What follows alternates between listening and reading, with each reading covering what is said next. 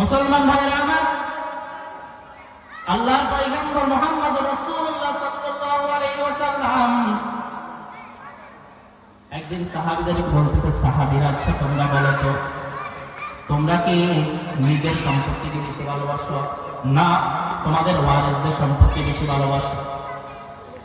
সব সাহাবীরা এক ঘন্টা জবাব দিলেন, ইয়া রাসূলুল্লাহ,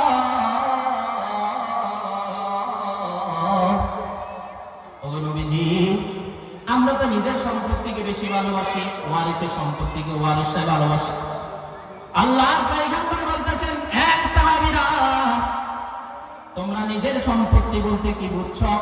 তবে আমি তোমাদের রাসূল তোমাদেরকে এটাই জানাইতে চাই যে দুনিয়ার মধ্যে তুমি যত বাড়ি করেছ, গাড়ি করেছ, কলকারখানা করেছ, সম্পদ তৈরি করেছ, এই সবগুলো হচ্ছে তোমার ওয়ারিসদের সম্পত্তি।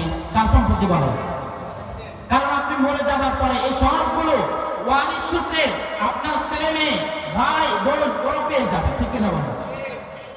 সাহাবীরা, তাহলে তোমরা শুনে রাখো, তোমরা এই পৃথিবীর মধ্যে নামাজ পড়েছ, রোজা রেখেছ, যাকাত দিয়েছ, আল্লাহর কোরআনের তেলাওয়াত তোমরা করেছ, মানুষদেরকে দান করেছ, মসজিদ মাদ্রাসার জন্য তোমরা দিয়েছ, আল্লাহর কোরআনের মাহফিল সাজাইছ, একজন কোরআনের হাফেজ ছেলেকে তুমি পাঞ্জাবি কিনে দিয়েছ, একজন কোরআনের হাফেজ ছেলেকে তুমি ইজ্জত করেছ, একজন মাদ্রাসার ছাত্রকে তুমি সহযোগিতা করেছ। সাহাবীরা, এই সবগুলো হচ্ছে তোমার নিজের আমল, নিজের সম্পত্তি, এই সবগুলো কবরের মধ্যে তোমার সাথে যাবে।